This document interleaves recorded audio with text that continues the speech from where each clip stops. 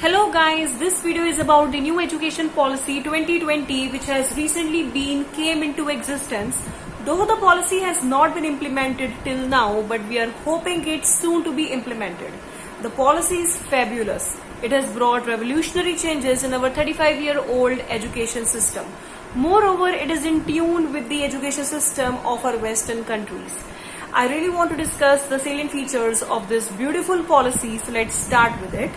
Number one thing is, it has dropped the 10+2 academic structure. The academic structure which has been followed till now, that is 10+2, first to 10 class and then +1+2, this education policy has dropped it. Now our academic structure will be 5+3+3+4. Up to 5th class, that means first to 5th class, there will be preschool. 6 to 8, there will be middle school. 8th to 11, high school, and 12 onwards, graduation. So any degree that you will pursue after your 12th class, that will be of 4 years. Okay, and from 6th onwards, right from your 6th class, vocational courses will be available. Vocational courses means जिसमें कुछ training provide की जाती है, कुछ skills सिखाई जाती हैं, जैसे कारपेंट्री, प्लम्बर, आर्टिस्ट, कई तरह की स्किल्स, जैसे लड़कियों को उसका काम, बुटीक का काम या स्टिचिंग का काम, कोई ना कोई स्किल सिखाना जिससे आगे कोई इंसान भूखा ना मरे, ठीक है, कोई ना कोई अपना काम शुरू कर सके अगर उसको जॉब ना मिल सके, उसको कहते हैं वोकेशनल कोर्सेज. तो from 6th onwards vocational courses will be available. साल में 10 दिन ऐसे होंगे जो बच्चा जिसमें बैग नहीं लेके जाएगा स्कूल, उसको वोकेशनल कोर्सेज में ट्रेनिंग प्रोवाइड की जाएगी, उसको उसके साथ एक्सपीरियंस करवाया जाएगा. उसके बाद भी वोकेशनल कोर्सेज को इम्पोर्टेंस दी जाएगी. तो from 6th onwards vocational courses will be available. कोई भी डिग्री होगी वो 4 साल की होगी +2 के बाद, that I have discussed. Then from 8 to 11, students can choose subjects. अपनी मर्जी के subjects student choose कर सकता होगा. That's a very good change जो हम लोगों को नहीं मिला. जैसे हमने 11th में अगर साइंस ऑप्ट कर ली होती थी, we know that there are 3 streams, science, humanities and commerce. तो जिस बच्चे ने अगर साइंस रख ली है, तो अगर उसको इकोनॉमिक्स में या पॉलिटिकल साइंस में इंटरेस्ट है तो वो नहीं ले सकता था. बट अब ऐसा नहीं होगा. From 8th onwards student can choose subjects of their own choice. Then all graduation course will have major and minor. हर ग्रेजुएशन कोर्स में एक मेजर सब्जेक्ट होगा, एक माइनर सब्जेक्ट होगा. फॉर एग्जाम्पल साइंस स्टूडेंट है वो फिजिक्स रख सकता है as major subject and music रख सकता है एज माइनर ऑल्सो, और any combination he can choose. जिसमें भी उसको इंटरेस्ट है वो कोई भी कॉम्बिनेशन उसको चूज कर सकेगा. Then all higher education will be governed by only one authority. जो भी हमारी हायर एजुकेशन होगी उसको एक ही अथॉरिटी गवर्न करेगी, अलग अलग अथॉरिटीज नहीं गवर्न करेंगी. Then UGC and AICTE will be merged. UGC University Grants Commission and All India Council of Technical Education, that is AICTE, that will be merged. But no planning has been done till now regarding their merger. But it has been said that they will be merged. Okay. Then all university, government, private, open, deemed, vocational, etc. will have same grading and other rules. चाहे वो कोई college हमारा या university हमारी government हो, private हो, open हो, deemed हो, वोकेशनल हो, उनमें जो भी ग्रेडिंग के रूल्स होंगे, दैट मीन्स जो भी मार्क्स दिए जाते हैं या जो भी अदर रूल्स होंगे वो सेम होंगे, वो डिफरेंट नहीं होंगे. ये हायर एजुकेशन वाले बच्चों के लिए ये यूजफुल इंफॉर्मेशन है.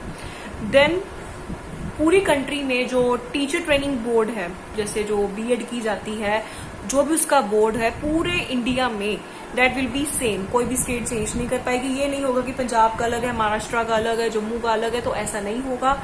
एक ही training board for teachers set किया जाएगा. देन उन्होंने कहा है कि न्यू बेसिक लर्निंग प्रोग्राम, जो बेसिक लर्निंग प्रोग्राम होता है वो सरकार क्रिएट करेगी पेरेंट्स के लिए, कि वो अपने बच्चों को जो 3 साल के हैं, जो घर पे रहते हैं, 3 साल तक के बच्चों को, जो पेरेंट्स हैं वो अपने बच्चों को पढ़ा सके for 3 years, up to 3 years when the children is at home, and for preschool, that is 3 to 6. 3 to 6 यानी कि जो बच्चों की एज 3 to 6 है या 3 तक है, जो बच्चे घर पे हैं, उनके लिए एक सरकार बेसिक लर्निंग प्रोग्राम बनाएगी पेरेंट्स के लिए, कि वो अपने बच्चों को अप टू 3 years और उसके बाद जो 3 से 6 years तक के बच्चे होते हैं उनको पेरेंट्स भी टीच कर सके. Then multiple entry and exit from any any course. ये एक बहुत ही अच्छी चीज है कि 12th के बाद अगर कोई बच्चा कोई भी डिग्री को ऑप्ट करता है, कोई भी कोर्स ऑप्ट करता है, लाइक फॉर एग्जांपल बीटेक समझ लीजिए, तो अगर उसको 1 साल के बाद लग रहा है कि नहीं उसके लिए ये चीज नहीं बनी, तो he wants to drop out from that BTech, तो he can drop that. Multiple entry and exit is available. जब भी वो चाहे वो किसी कोर्स में एंट्री कर सकता है और जब भी चाहे वो उसमें से एग्जिट ले सकता है, अगर उस कोर्स से उसको सेटिस्फेक्शन नहीं है। और एक और चीज है उन्होंने कि जो भी उसने समझ लीजिए अगर उसने 1 साल लगाया था तो उसको उसके क्रेडिट पॉइंट्स मिलेंगे जो वो नेक्स्ट कोर्स में यूज कर सकेगा। Like credit system for graduation for each year student, उसको हर साल के लिए स्टूडेंट को सम क्रेडिट पॉइंट मिलेंगे और उसको वो यूटिलाइज कर सकता है अगले कोर्स में। अगर जिस कोर्स उसने ड्रॉप आउट किया है तो 1 साल के जो भी क्रेडिट पॉइंट्स उसको मिले होंगे वो अगले कोर्स में उसको यूज कर सकेगा। He can utilize that, means उसका वो 1 साल बर्बाद नहीं जाएगा। ठीक है, okay. Then all school exams will be semester wise. जो भी स्कूल में एग्जाम्स होंगे वो सेमेस्टर वाइज होंगे। That means twice a year, 2 साल होंगे, 2 बारी होंगे 1 साल में। और जो सिलेबस भी है वो कोर नॉलेज ही प्रोवाइड करेगा, बेसिक नॉलेज, जो मेन नॉलेज है। आलतू फालतू चीजें सब काट दी जाएंगी, क्योंकि हमें पता है कि हमारा एजुकेशन सिस्टम आपको जो अब तक रहा है उसने रोट लर्निंग को बहुत प्रमोट किया है, क्रैमिंग को बहुत प्रमोट किया है। तो ऐसा भी कहा जा रहा है कि सिलेबस भी कम किया जाएगा और जो भी हमारे एग्जाम्स आएंगे, जो भी हमारा एजुकेशन सिस्टम ऐसा डिजाइन किया जाएगा जिसमें रोट लर्निंग और क्रैमिंग को बिल्कुल भी प्रोहिबिट किया जाएगा कि वो चीज ना हो। देखते हैं, इसके लिए कोई अभी प्लानिंग शुरू नहीं हुई है, but we are hoping good steps in this case also. Then उन्होंने कहा है कि जो ज्यादा ध्यान दिया जाएगा बच्चों की प्रैक्टिकल नॉलेज पे दिया जाएगा, कि जो भी वो पढ़ रहा है उसको वो अप्लाई भी कर सके। एप्लीकेशन पे दिया जाएगा और प्रैक्टिकल नॉलेज पे दिया जाएगा। देन जो हमने ऊपर पढ़ा था कि फॉर एनी ग्रेजुएशन कोर्स, जो भी ग्रेजुएशन कोर्स जो कि अब 4 साल का हुआ करेगा, अगर कोई भी बच्चा 1 साल अपना कंप्लीट करता है और उसके बाद वो ड्रॉप आउट कर लेता है तो उसको 1 साल का सर्टिफिकेट मिलेगा। ओके, अगर वो 2 इयर्स कंप्लीट कर लेता है उसके बाद ड्रॉप आउट करता है तो उसको डिप्लोमा सर्टिफिकेट मिलेगा। अगर वो फुल कोर्स कंप्लीट करता है तो उसको डिग्री सर्टिफिकेट मिलेगा। दैट मीन्स उसका कोई भी साल बर्बाद नहीं जाएगा अगर वो ड्रॉप आउट करता है किसी भी कोर्स से। तो ओवरऑल देखा जाए तो न्यू एजुकेशन पॉलिसी 2020 जो आई है वो काफी अच्छी है, काफी यूजफुल है, काफी पॉजिटिव है। जैसे हमारे टाइम में, जैसे मैंने आपको बताया कि if a person has opted a science stream then he could never think of choosing any subject from commerce और ह्यूमैनिटीज, यानी आर्ट्स स्ट्रीम से वो कोई चूज नहीं कर सकता था। तो आजकल के बच्चों को ये फुल ऑप्शन होगा कि अगर उन्हें कोई सब्जेक्ट पसंद है किसी और स्ट्रीम में तो वो उसको ऑप्ट कर सकता है। तो एक ये तो पॉजिटिव चीज है।